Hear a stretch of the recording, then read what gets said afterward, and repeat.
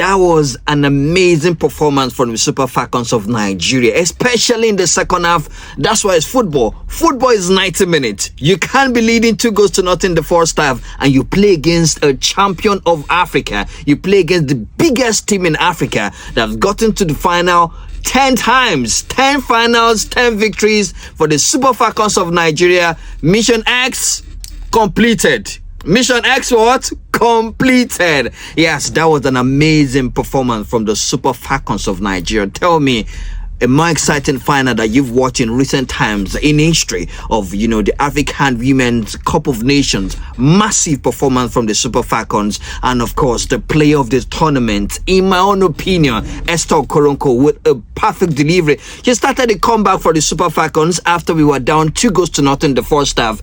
I will tell you, the Moroccan team is very good. They played us, they outplayed us in the first half. Ball distribution, perfect. They made use of the channels. They took down Ashley Pumpter, didn't give her room to breathe at all. It was just a crazy performance in the first half. You'd be like, what are they playing?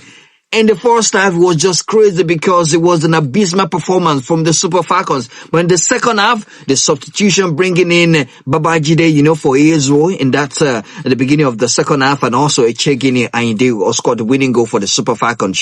That was a perfect tactical substitution for the coach of the Super Falcons. Massive win tonight. The penalty was perfectly taken by Okoronkwo Esther in the 64th minute.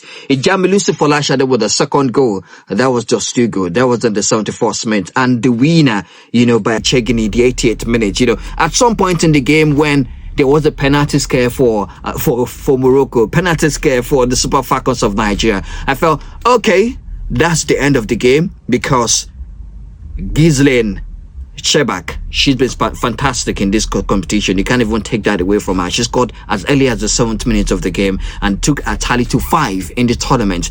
In the first half, it was just crazy. They were everywhere. They were extremely dominant. You also look at Msudi.